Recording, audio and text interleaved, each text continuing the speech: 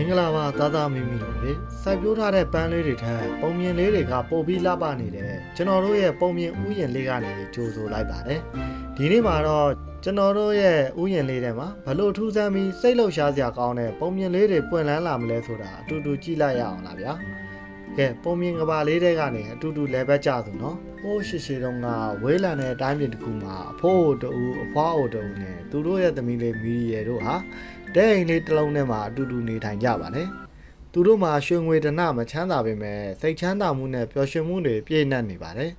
ဒါပေမဲ့ကြည်လင်တဲ့ကောင်းငင်မှာတိမ်တိုက်တွေဖုံးလွှမ်းသလိုပဲတစ်နေ့မှာတော့သူတို့အိမ်လေးစီအမှောင်လူရောက်လာပါတော့တယ်အဖွားအိုဟာပြင်းထန်စွာဖျားနာနေခဲ့ပါတယ်မိမိရဲ့ဘဝဆင်မီးကွက်ငိမ့်တော့မယ်ဆိုတာသိလိုက်ရတဲ့အခါသူကမီဒီယာကိုအနားခေါ်ပြီးအယုံမလေးတစ်ယုတ်ကိုလက်ထဲထည့်ပေးကမှားကြားခဲ့ပါတယ်ဒီအယုတ်ကလေးကိုကောင်းကောင်းဂရုစိုက်ဖို့ဘသူကမှမပြဖို့နဲ့ဒုက္ခရောက်တဲ့အခါအယုတ်ကလေးကိုတခုခုကျွေးမွေးပြီးအကြံဉာဏ်တောင်းဖို့မှာခဲ့ပါတယ်ဒီအယုတ်ကလေးဟာခက်ခဲတဲ့အချိန်တိုင်းမှာကူညီပေးမှဖြစ်ပါတယ်ဒီလိုမှာကြားပြီးတဲ့နောက်မိခင်ဖြစ်သူဟာသမီးရဲ့နှဖူးကိုနမ်းလျှောက်ကထာဝရမျက်စိပိတ်သွားခဲ့ပါတယ်အဖိုးဟာဇနီးတဲ့အတွက်ဝမ်းထဲနေခဲ့ပေမဲ့မီဒီယာအတွက်မိခင်တယောက်လိုအပ်တယ်လို့တွေးမိပြီးနှောက်အိမ်အောင်ပြုခဲ့ပါတယ်ဇနီးစစ်ကအင်ကိုပျော်ရွှင်မှုတွေယူဆောင်လာပေးမယ်လို့သူထင်ခဲ့တာပါဒါပေမဲ့ထုံမိမမှာမာနာကြီးပြီးရိုင်းဆိုင်တဲ့သမီးနှစ်ယောက်ရှိပါတယ်မိတွေးဖြစ်သူဟာမိမိသမီးအရင်းတွေကိုအလိုလိုက်ပေမဲ့မီဒီယာလေးကိုတော့အမြဲတမ်းဒေါသပုံချလေးရှိပါတယ်မီဒီယာလေးဟာနှင်းညမပြတ်ပင်ပန်းစွာအလုပ်လုပ်ရပြီးအမိန်အားလုံးကိုနာခံရပါတယ်သူမရဲ့မျက်ဝန်းတွေကနုညံ့ပြီးမျက်နှာကဝင်းပါနေတာဟာသူမကိုတိတ်တဆိတ်ကူညီပေးနေတဲ့အယုတ်လေးရဲ့ကျေးဇူးကြောင့်ပါပဲအိမ်မှာတော့ထင်းခွေမီးမွေမုံစိမ့်နဲ့ပကံသေးနဲ့ကျန်းတိုက်ခန်းနဲ့အတန်တွေနဲ့စူညံနေတတ်ပါတယ်မီဒီယာလေးကတော့ဘာမှမငြင်းညူပဲအားလုံးကိုလှုပ်ဆောင်ပါတယ်ညဘက်မှာတော့သူမအခန်းထဲဝင်တကားပိတ်ပြီးအယုတ်လေးရှိမှနွားနိုလေးချကသူမရဲ့ရင်ဖွင့်တန်တွေကိုပြောပြလေးရှိပါတယ်အန်အောစရာကောင်းတာကမနက်မိုးလင်းတဲ့အခါအလုံးအားလုံးဟာပြီးစီးနေပြီးအိမ်လေးဟာပြောင်းလဲနေတတ်ပါတယ်မီဒီယာလေးရဲ့မျက်နှာမှာလည်းမိခင်ရဲ့မေတ္တာအရေးအယောင်တွေကြောင့်ဝန်းပါနေပါတယ်အယုတ်ကလေးကနွားနိုးတောက်ပြီးမီဒီယာကိုနှစ်သိပ်ပေးကအလုံးအားလုံးကိုတိတ်တဆိတ်ကူညီလုပ်ပေးပါတယ်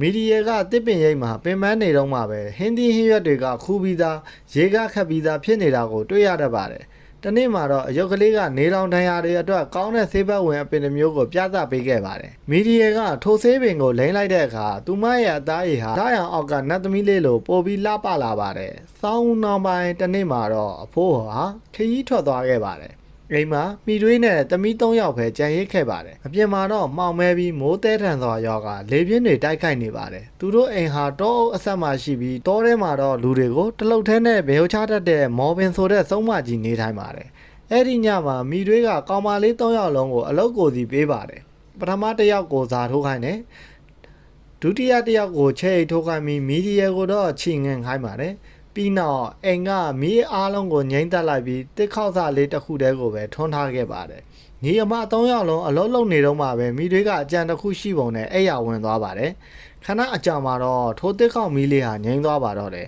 ။အမောင်တို့ဖုံးလွှမ်းသွားတာနဲ့မိတွေရဲ့သမီးနှစ်ယောက်ဟာကြောက်လန့်သွားကြပါတယ်။အလုတ်တွေအပြီးသက်ဖို့အတွက်သူတို့ဟာမော်ဘင်ဆုံးမကြီးစီကနေမီးသွားတောင်းဖို့တယောက်ကိုတယောက်ခိုင်းကြပါတယ်။အမကြီးကသူမရဲ့ဇာထိုးအက်ကထွက်တဲ့အလင်းရောင်နဲ့တော်ပြီးလို့ညှင်းလိုက်ပါတယ်ဒုတိယအမကလည်းသူမရဲ့အပ်တွေကတောက်ပနေတယ်လို့ဆိုပြီးညင်းပါတယ်နောက်ဆုံးမှာတော့သူတို့နှစ်ယောက်ဟာမီဒီယာကိုပဲမီးသွားယူကိုအတင်းတွန်းလွှတ်လိုက်ကြပါတယ်အပြင်မှာတော့အလွန်မောင်မဲပြီးတောအုပ်ကြီးကကြောက်စရာကောင်းနေပါတယ်မီဒီယာဟာကြောက်လန့်ပြီးမျက်ရည်တွေကျလာပါတယ်သူမကအယုတ်ကလေးကိုထုတ်ပြီးမော်ဘင်စီမီးသွားယူရမယ့်အကြောင်းပြောပြပါတယ်အယုတ်လေးကတော့သူမအနားမှာရှိနေသေးဘာမှမဖြစ်စေရဘူးလို့အားပေးပါတယ်မီဒီယာဟာအယုတ်ကလေးကိုရင်ဝင်ထဲပိုက်ပြီးတောနက်ထဲကိုတုံတုံရီနဲ့ရှောက်လန်းခဲ့ပါတယ်လမ်းမှာခလုတ်တိုက်ရှုံးဘွက်ထဲနှိပ်ပေမဲ့သူမမနာတမ်းသွားခဲ့ပါတယ်မနက်မိုးလင်းတဲ့အထိခရီးဆက်ပြီးညနေဆောင်မှာတော့ကွင်းပြင်တစ်ခုတည်းတဲအိမ်လေးစီရောက်သွားပါတယ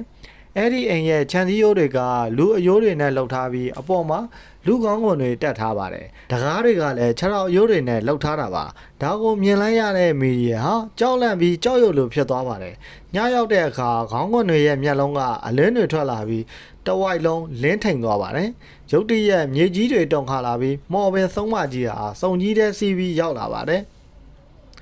ဆုံးမကြီးကလူသားအနှံ့ရတယ်လို့ပြောရင်မီဒီယာကိုတွေ့သွားပါတယ်မီဒီယာကရင်ကျွေးစာနှုတ်ဆက်ပြီးမီးလာတောင်းတဲ့အကြောင်းပြောပြပါတယ်မော်ဘင်ကသူမဟာမိသွေးရဲ့အမျိုးဖြစ်ကြောင်းနဲ့အလုတ်လုတ်ပေးရင်မီးပေးမယ်လို့ပြောပါတယ်မော်ဘင်ကသူမရဲ့အိမ်ဆောင်တိရစ္ဆာန်တွေနဲ့တစ်ပင်တွေကိုမီဒီယာကိုမထိခိုက်ဖို့အမိန့်ပေးခဲ့ပေမဲ့ထွက်ပြေးဖို့ကြိုးစားရင်တော့ကြောင်ကကုန်မယ်ခွေးကကိုက်မယ်တစ်ပင်ကရိုက်မယ်လို့ချိန်ချောက်ထားပါတယ်မော်ဘင်ကအိမ်ထဲရောက်တာနဲ့အစားအသောက်တွေအများကြီးကိုအငမ်းမရစားတော့ပါတယ်မီဒီယာကိုတော့ပေါင်မုံတစ်ဖက်ပဲပေးပါတယ်ပြီးတော့နှံသားသေးတွေတဲကအမဲသေးတွေကိုအကုန်ရွေးထည့်ဖို့မပြီးရင်စားပြစ်မယ်လို့အမိန့်ပေးပြီးအိပ်ပျော်သွားပါတယ်မီဒီယာကအယုတ်ကလေးကိုအကူအညီတောင်းတဲ့အခါအယုတ်ကလေးကစိတ်အေးထားပြီးအိပ်ဖို့ပြောပါတယ်မီဒီယာအိပ်ပျော်နေတော့မှပဲအယုတ်လေးကငှက်တွေကိုခေါ်ပြီးအစိတ်တွေကိုရေးခိုင်းလိုက်ပါတယ်မနက်မိုးလင်းတဲ့အခါအလုပ်တွေအားလုံးပြီးစီးနေပါပြီမော်ဘင်နိုးလာပြီးစစ်ဆေးတဲ့အခါအားလုံးပြီးနေတာကိုတွေ့ရပါတယ်ဒါပေမဲ့မော်ဘင်ကထပ်ပြီးတော့ပဲသေးနဲ့ဘိန်းသေးတွေကိုရေးခိုင်းပြန်ပါတယ်ပြီးတော့သူမကအပြင်ကိုထွက်သွားပါတယ်မော်ရီယာကအယုတ်ကလေးကိုပါမိုကျွေးပြီးဆူတောင်းပါတယ်အယုတ်ကလေးကဒီတစ်ခါတော့ကြွက်တွေကိုခေါ်ပြီးအလုပ်တွေကိုအားလုံးကိုတနာရီအတွင်းပြီးအောင်လုပ်ပေးလိုက်ပါတယ်ညနေမှာမော်ဘင်ကိုပြန်ရောက်လာပြီးအလုပ်တွေပြီးနေတာကိုမြင်တော့ဒေါသထွက်သွားပါတယ်သူမကအိမ်စိမိန်းကလေးကိုမီးပြင်းပြင်းမွေးခိုင်းပြီးမီဒီယာကိုကင်စားဖို့ပြင်ဆင်ပါတော့တယ်မီဒီယာဟာကြောင်းလန့်တကြားနဲ့ရုပ်ကလေးကိုအကူအညီတောင်းပါတယ်ရုပ်လေးကထွက်ပြေးဖို့နီးလန်းပေးပါတယ်မီဒီယာဟာအိမ်စိမိန်းကလေးကိုပိုးလက်ကင်ပေါ်ပါလေးပေးပြီးကူညီခိုင်းပါတယ်အိမ်စီမာလေးကမီးကိုလျှော့ထားပေးပြီးမော်ဘင်ကိုအိမ်မောကြအောင်လုပ်ပေးပါတယ်မီဒီယာထွက်ပြေးတဲ့အခါကြောင်ကိုမှုတ်ပေးပါတယ်တကားကိုစီတုပ်ပေးတယ်ခွေးကိုပေါင်မှုတ်ပေးပြီးတစ်ပင်မှာဖဲပြားလေးချီပေးခဲ့တာတဲ့ဒါကြောင့်သူတို့အားလုံးကမီဒီယာကိုလွတ်ပေးလိုက်ကြပါတယ်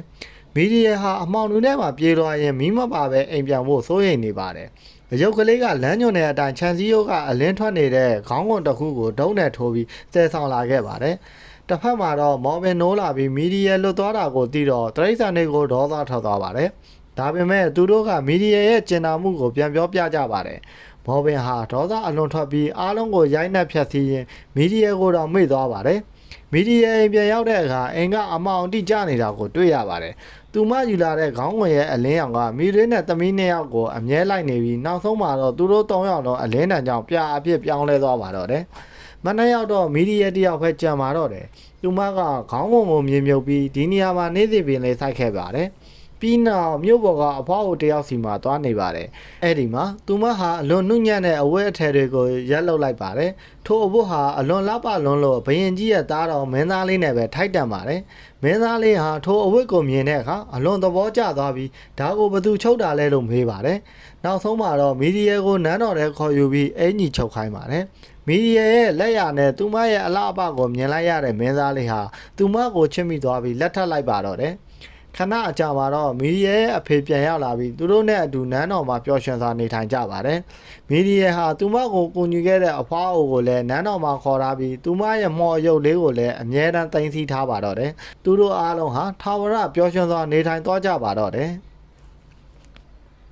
ကဲဒီနေ့ရဲ့ပုံမြင်လေးကတော့ဒီမှာတင်ပြီးဆုံးသွားပါပြီပုံမြင်လေးကိုသဘောကျတယ်ဆိုရင်likeလေးနှိပ်ခဲ့ဖို့မမေ့ပါနဲ့ဦးနော်သားသားမိမိတို့နောက်ထပ်ဘယ်လိုပုံမြင်လေးတွေနားထောင်ခြင်းလဲဆိုတာကိုလည်း comment မှာရေးခဲ့လို့ရပါတယ်ဗျာကျွန်တော်တို့ရဲ့ပုံမြင်ဥယျာဉ်လေးကနေအပတ်စဉ်ပုံမြင်အသစ်လေးတွေတင်ပေးနေတာမို့အခုပဲ subscribe လုပ်ထားပြီးမိသားစုဝင်အဖြစ်ပါဝင်လိုက်ကြရအောင်နော်နောက်အပတ်မှာဘယ်လိုပုံမြင်လေးတွေနဲ့ပြန်လာမလဲဆိုတာစောင့်မျှော်ကြည့်ရှုပေးပါအောင်အားလုံးပဲပျော်ရွှင်စရာနေ့ရက်လေးဖြစ်ပါစေ